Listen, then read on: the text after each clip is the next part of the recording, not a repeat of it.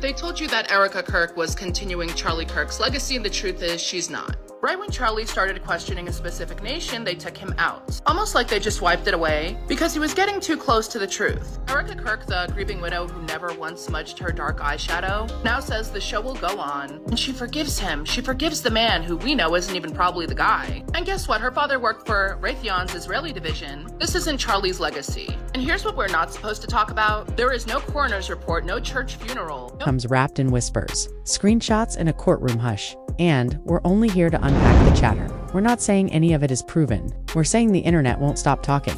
According to swirling posts and on-air reactions, Candace Owens has gone off-famed straight at Charlie Kirk's widow.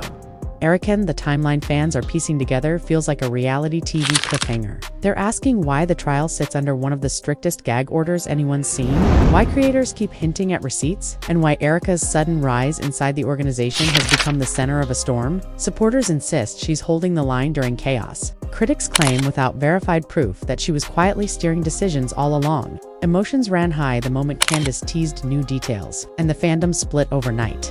Half calling it courage, half calling it chaos. Again, these are claims, not conclusions. But if you've felt that drumbeat online sealed court, silenced voices, and a widow stepping into the spotlight tonight, we trace the beats, the texts people say they saw, and the questions nobody can stop asking. Buckle up. We're breaking down the rumor reel, the reactions, and the pressure points everyone else keeps tiptoeing around. It started with a post that nobody expected. One moment the internet was quiet, and the next, Candace... As if the Charlie Kirk saga couldn't get any more bizarre, the trial of Tyler Robinson is starting off on a very interesting path. Judge Tony Graff, who's just been on the bench for 56 days, you would think that they would get someone with a little bit more experience, has imposed one of the strictest gag orders I've ever heard of, prohibiting anyone connected to the case from speaking to the media, citing concerns about pre-trial publicity and fairness. Now, the media, gag order. Lawyers, gag order. Law enforcement, gag order. The 3,000 people that were there, gag order. Candace Owens, gag order. She wasn't even there. And speaking of Candace Owens, she says she's got some information that she uncovered in the last week, which shows that Kirk was betrayed by everybody. Turning Point USA, gag order. I don't know what, everybody, gag order. The judge said regardless of who is watching, whether it's the nation or a single individual, we must fulfill our roles with integrity, civility, and diligence. Well, integrity and diligence, integrity of the crime scene would have been a good start. Maybe roping it off and not just cementing over it right after the guy, autopsy maybe? Ballistics or something. Gag order. It's gonna be interesting. Candace Owens was trending worldwide. Her voice.com but cutting played through millions of phones. They told you Erika Kirk was continuing his legacy, she said. But the truth is, she was running everything. That one line lit the fuse. In seconds, every gossip forum, every news space, and every group chat turned into a battlefield. People couldn't tell if it was righteous anger or pure speculation, but they couldn't look away either. The energy was electric, almost like everyone knew something bigger was coming. Fast. Fans who had followed Charlie Kirk's work for years suddenly found themselves arguing about his widow. Was she the heartbroken partner keeping things alive, or the quiet strategist who had been waiting for her moment? The claims spun faster than anyone could track. Screenshots of old messages, snippets of interviews, blurred images of group text all began circulating with captions like receipts, proof, and finally exposed. No one knew which ones were real, but it didn't matter. The story had already taken a life of its own.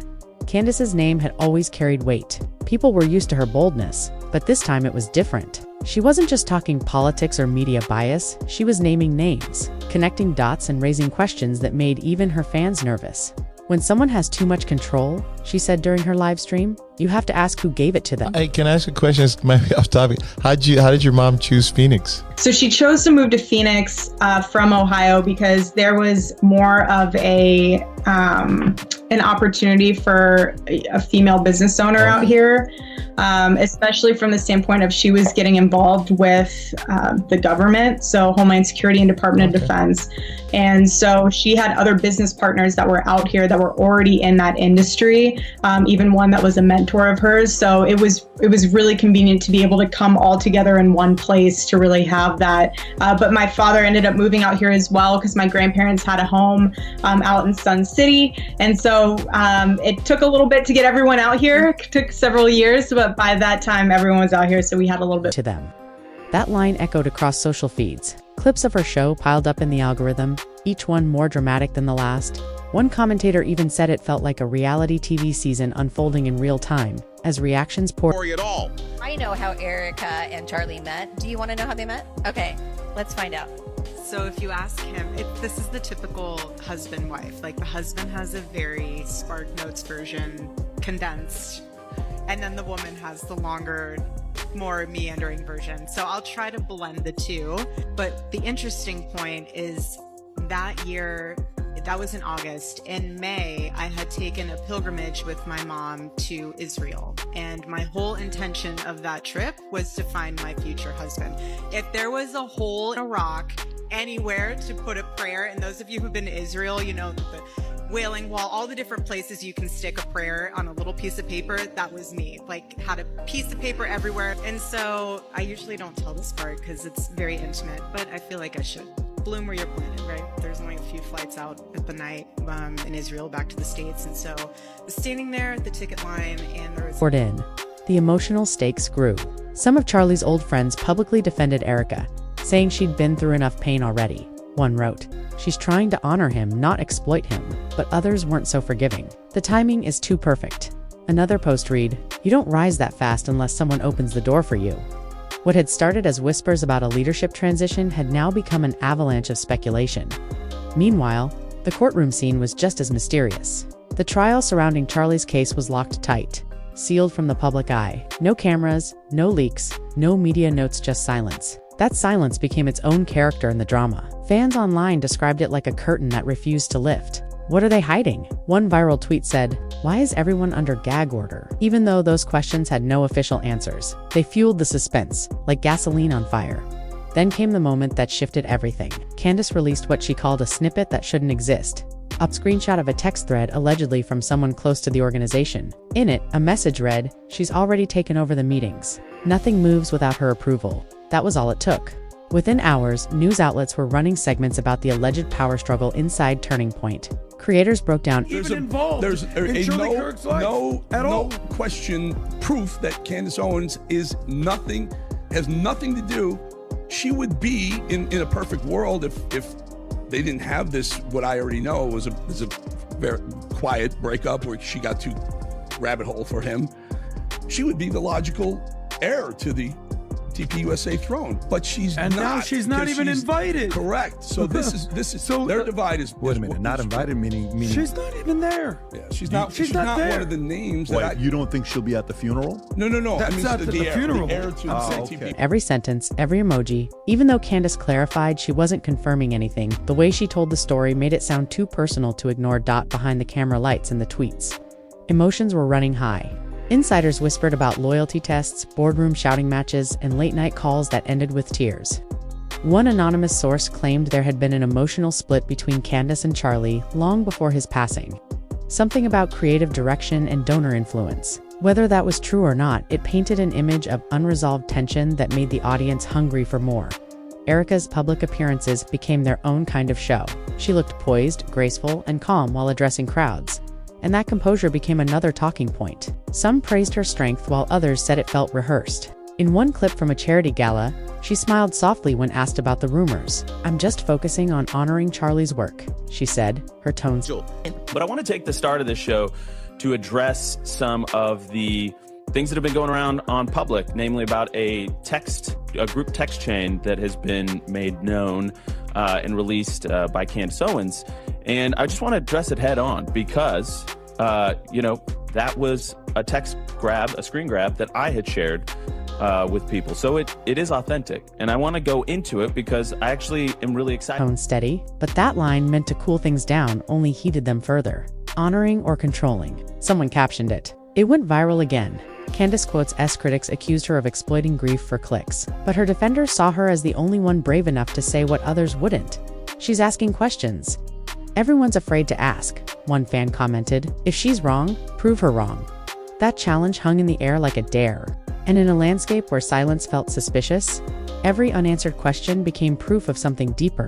Through all the noise, one detail kept resurfacing: Erika's mother. Old interviews resurfaced where Erika mentioned her mom's background in government consulting. She had partners in Homeland Security, she said once, casually, in a podcast long before all of this. Fans replayed that clip over and over, zooming in on her face, searching for hidden meaning. Was this a clue? People asked, was she always connected? For many watching, the story was no longer about politics at all. It had become something more primal: trust, betrayal, and power wrapped inside tragedy. People started saying this wasn't a scandal. It was a script that wrote itself. And the most chilling part was how nobody, not even those closest to the case, seemed willing to clarify anything. The silence felt deliberate. Interview 527, 626. Candace's tone shifted from outrage to sadness in her next broadcast. I don't want to fight her, she said softly. I just want answers. Her eyes glistened as she spoke, pausing between sentences like the words were heavier than she expected. That moment hit differently. Even her harshest critics admitted she looked genuine. Hurt, even. Maybe it wasn't about attention. Maybe it was personal. The fans didn't know what to believe anymore, but they were all watching. Every tweet, every new clip, every shaky video analysis became part of a massive shared obsession. As one commenter put it feels like we're watching the biggest political soap opera of the decade, and no one could predict what would come next. The internet didn't sleep that night. Hashtags kept trending. New threads popped up every minute, and people stayed glued to their screens as fresh details poured in. It was chaos mixed with curiosity, like the whole online world had turned into one giant detective board. Everyone had a theory. Some said Candace had gone too far. Others claimed she hadn't gone far enough. This isn't about hate, one post read. It's about truth. Screenshots, interviews, even old event clips resurfaced as fans tried to piece together what really happened behind those polished speeches and perfect smiles. Candace's followers flooded her livestream the next evening. She started calmly, her voice low but deliberate. I didn't start this story, she said. It was brought to me. She leaned forward, her tone sharpening, and when I looked closer, I realized too many things didn't add up. It wasn't just her words, it was the weight behind them. Thousands watched, commenting rapid fire as she described emails that mysteriously disappeared, calls that went unanswered, and a silence that felt, as she put it, too organized. The chat exploded. People wanted proof, but all she offered were fragments. Still, the emotion was enough to pull everyone in. Meanwhile, Erika's team tried to hold the line. Her publicist released a short statement. Mrs. Kirk remains focused on continuing Charlie's vision. She will not engage in online speculation. It was simple, maybe too simple. Fans immediately dissected every word. Continuing sounded firm, but will not engage sounded like evasion to them. If you're innocent, you speak up, someone commented. The divide grew sharper. Even those who had never followed politics began weighing in. Interview 737, 814 by morning. Media commentators were calling it the biggest rift in conservative commentary since the Turning Point days began. Headlines hinted at rivalry, betrayal, and a leadership power shift no one had seen coming. One journalist described it as a soap opera disguised as a press release. That description stuck. Clips of old interviews between Charlie, Erika, and Candace began circulating, especially one where Charlie had laughed and called Candace his twin in chaos. People slowed the video, watching Erika's face as he said it, whispering online. It wasn't just about Candace anymore. It was the tension everyone swore they saw in hindsight. Those subtle glances, polite smiles that didn't reach the eyes, and moments when Candace interrupted Erika mid-sentence. In retrospect, the internet called it foreshadowing. Influencers uploaded long analyses titled How It All Began, blending body language readings with dramatic music. The story had gone from gossip to obsession. Behind the scenes, some insiders started whispering to journalists. One said that weeks before Charlie's passing, meetings inside the organization had turned tense. There was talk about creative direction, the source said, and who really controlled messaging. When asked to elaborate, they refused. Another claimed that Erika had a lot more say than people realized. Nobody confirmed anything, but the quotes were enough to light another fire online. People shared them like evidence, debating whether it meant Erika had been quietly running operations long before her title said so. Candace didn't back down. In her next video, she said, "They can issue all the gag orders they want. Silence doesn't erase questions." Her tone wasn't angry anymore. It was controlled, almost eerie. She played a short audio clip of what she claimed was from an anonymous whistleblower, describing how internal memos were scrubbed before being archived. The clip's authenticity was unverified, but it spread fast anyway. Fans called it the ghost file recording. Critics accused her of fueling conspiracy theories. She shrugged it off, saying, "If transparency scares them, maybe they have something to hide." Interview 906933, the emotional undertone deepened. Some fans of Charlie Kirk felt torn. "I loved them both," one fan wrote, "but it hurts watching them turn on each other."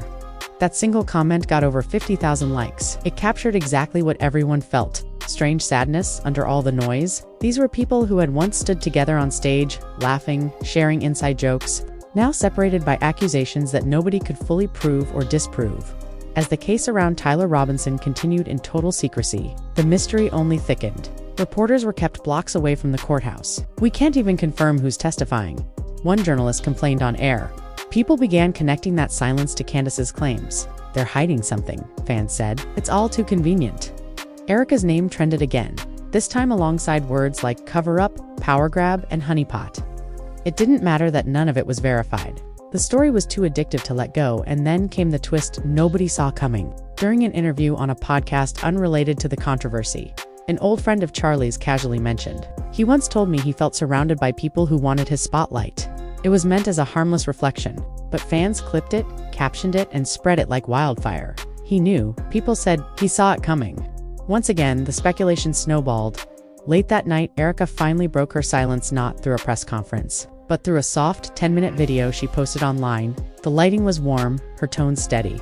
"I know people are hurting," she said. "I've lost the love of my life, and watching strangers turn that into entertainment is painful. But I can't control the noise. I can only stay true to what he believed in."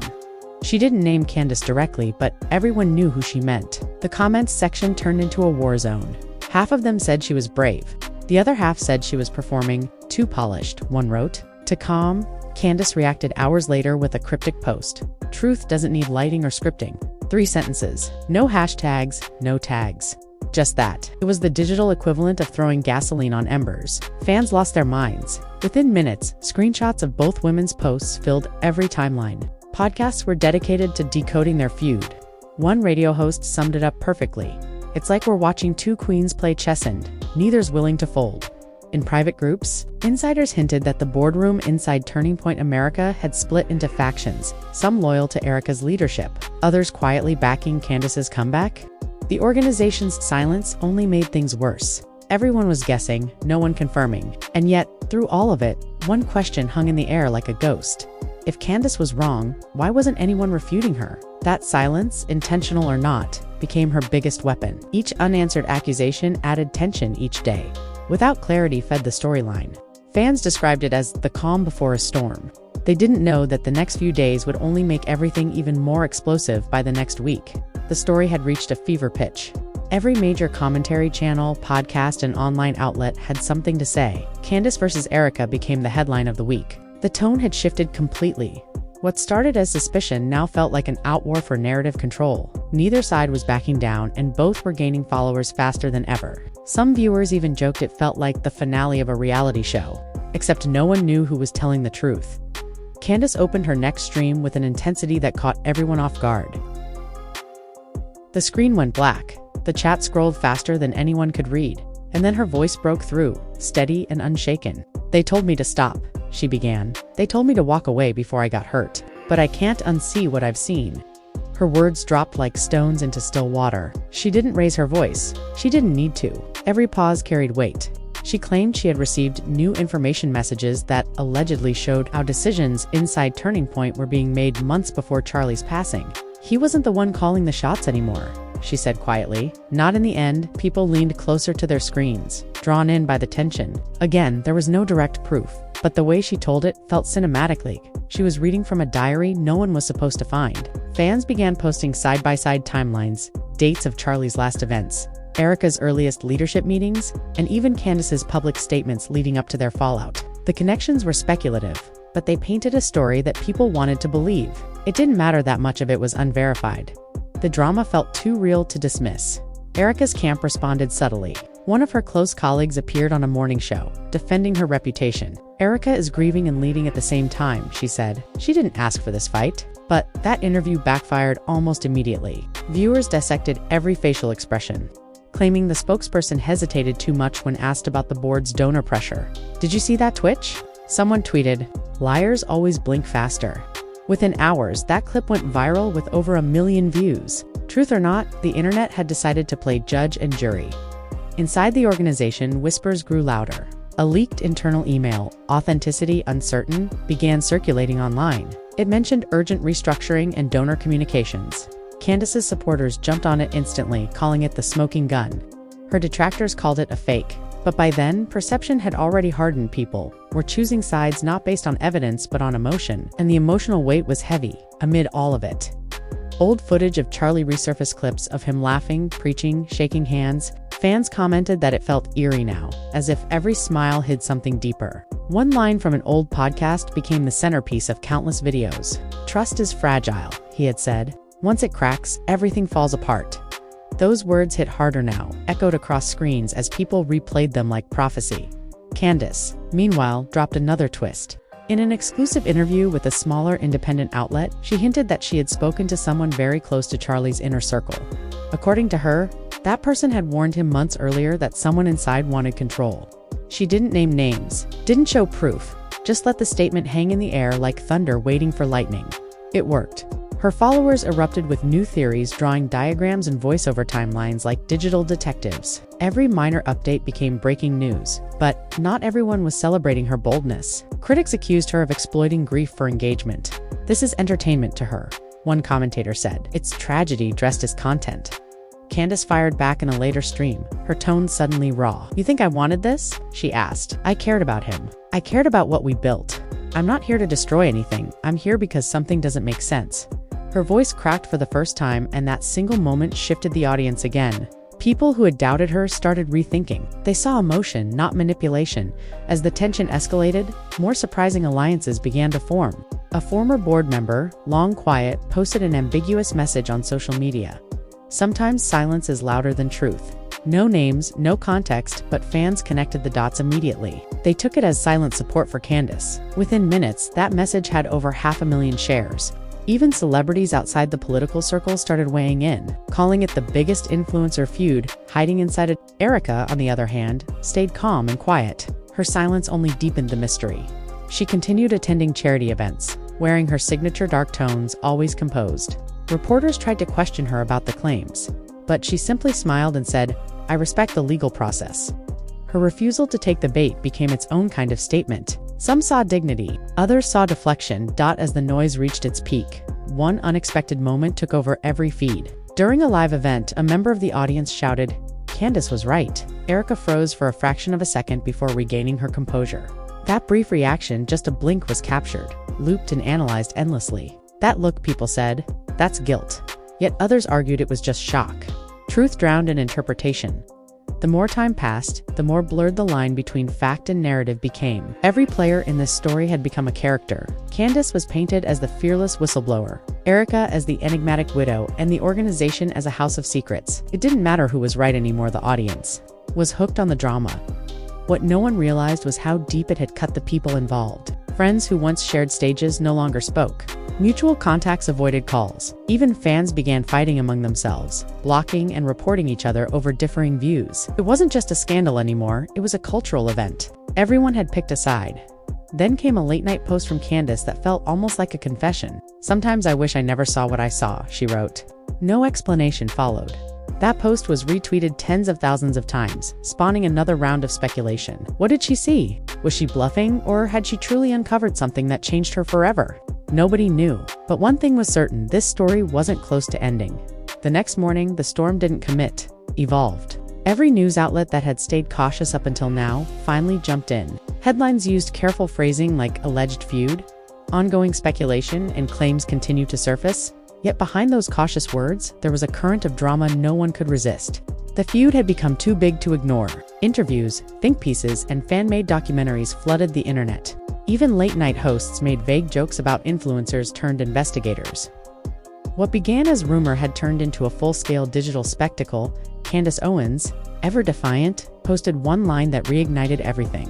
"When you bury the truth, it grows stronger." The message exploded online. Her followers called it brave, while her critics rolled their eyes, accusing her of stoking division. But no one could deny she had captured the world's attention. The comment sections filled with fiery debates. "She's saying what we're all thinking," one wrote. Another replied, "She's just acting." Every post turned into a battleground. In the middle of all this noise, a new piece of information surfaced, a blurry photo allegedly showing an internal memo with the title Leadership Continuity Plan. Nobody could confirm its authenticity, but it circulated like wildfire. According to the post that leaked it, the document was drafted before Charlie's death, with Erika's name already mentioned as a successor. Whether it was true or not, it became the center of the conversation. "That's it," one viral comment said. "The timeline makes sense now." Others dismissed it as fake, claiming it was a Photoshop job. But perception had already won. Erika finally stepped back into the public eye, with a long interview recorded in what looked like her home office. Her tone was controlled, her expression calm. "I understand people have questions," she said softly, "but grief isn't a public sport. I loved my husband. I'm protecting his work, and I refuse to let gossip define that legacy." Her eyes glistened just enough to seem sincere. For a moment, viewers felt the emotion until someone uploaded a slowed-down clip, claiming her tear had been edited in. "See, even her sadness is staged." A viral caption read, "Truth and illusion had completely merged and no one could tell them apart anymore." Candace's reaction came within hours. During a late-night broadcast, her tone was restrained, almost weary. "You can edit lighting, sound, and filters," she said, "but you can't edit energy. People can feel when something's off." Her fans erupted in applause, emojis, and fiery comments. She didn't directly accuse Erika this time. Instead, she talked about systems of silence and the danger of charisma hiding intention. She told her viewers that sometimes the scariest thing wasn't what was said, but what wasn't allowed to be said. "Ask yourself," she whispered, "why are we being told to stop asking questions?" By now, even the legal world was buzzing. Experts debated the gag order on TV panels, questioning if it was constitutional to silence so many people tied to one case. "There's nothing to hide," one analyst said. "Then why such strict control?" Others countered that it was a normal procedure for high-profile trials. Either way, the secrecy added oxygen to the story. Every locked door became a symbol of something darker. Meanwhile, people close to the organization began resigning quietly. Official reasons cited personal health or new opportunities, but the timing raised eyebrows. Candace hinted that the departures were not coincidental. "It's funny how exits happen right when questions get loud," she said with a wry smile. That one sentence became its own headline. Fans turned it into a soundbite, adding dramatic music and captions like "The truth is unraveling." The clips went viral all over again. Through all the chaos, one thing became clear: this wasn't just about a man's legacy anymore. It had transformed into a story about power, influence, and the blurred line between truth and perception. Both women had become symbols, representing two sides of an argument that no one could definitively win. Candace represented defiance and accountability. Erika represented composure and continuity. Fans projected their own beliefs onto them, turning each update into moral theater. As weeks passed, fatigue began to set in. Yet interest refused to die. Documentaries started popping up on streaming platforms, using titles like The Silence Order and Widow and the Whistleblower. Actors reenacted their words in slow motion, adding background music and dramatic monologues. None of it was official, but people devoured it anyway. Everyone wanted their own version of the truth, even if it was scripted. Candace, meanwhile, stayed cryptic. She posted a single audio clip on her channel, no intro. No explanations, just the sound of someone saying, "They underestimated her." Fans speculated endlessly about what it meant. Was it about Erika? Was it about Candace herself? The mystery became its own form of marketing. People tuned in just to guess. And then, out of nowhere, both women went silent. No interviews, no posts, no statements. Just quiet. Fans panicked, convinced something major had happened behind the scenes. "They've been warned," some claimed. "They reached the truth." Others said they'd made peace privately. In that silence, the speculation became louder than any words ever could. 1 month later, a quiet post appeared on the organization's social media. No mention of the feud, no names, just a photo of Charlie Kirk's old office with a caption, "The mission continues." The comment section filled instantly. Some saw hope, others saw manipulation. And once again, Candace's followers flooded her page, begging for a response. But she said nothing, not a word. That silence felt like the final act. After months of chaos, people realized the story had no clear ending, only echoes. Fans argued about who had won, but there was no victory here. Just two women standing on opposite sides of the same shadow, both claiming to protect the same man's name. Maybe they both believed they were right. Maybe neither did. The internet moved on to the next controversy, as it always does, but this one left a mark. It wasn't about politics or even fame anymore. It was about how stories grow when no one can prove them, and how truth becomes entertainment when the world's watching. Those who once followed Charlie for his words now followed the drama born from his silence. And somewhere between the hashtags and headlines, one thought remained unanswered in every viewer's mind. If this was just rumor, why did it feel so real? And that's where the story stands, wrapped in silence, tension, and questions nobody's willing to answer. What began as a few whispers has turned into one of the most polarizing sagas on the internet. Candace Owens spoke her truth as she saw it. Erika Kirk stood her ground with quiet composure, and somewhere between them lies a version of events none of us can fully see. Maybe the real story isn't about who's right or wrong, it's about how quickly facts blur when emotion, power, and public attention collide. But one thing's for sure, this drama isn't over. The trial's still sealed, the statements still vague, and the fans still watching every move like a live broadcast. Behind every post, every silence, every subtle expression, people are trying to decode what's next. Will Candace drop more receipts? Will Erika finally tell her side in full? Or will this entire controversy fade into the archive of stories that the internet never truly lets die? Stories that the internet never truly lets die? What do you think? Is Candace uncovering a hidden truth? Or has this turned into something much bigger than reality itself? Share your thoughts in the comments below. We want to know where you stand. And if you've been hooked from the start, make sure to like this video, subscribe, and hit that bell so you don't miss the next chapter in this wild unfolding story. Because in a world where silence speaks louder than words, sometimes the loudest story is the one nobody can tell out loud.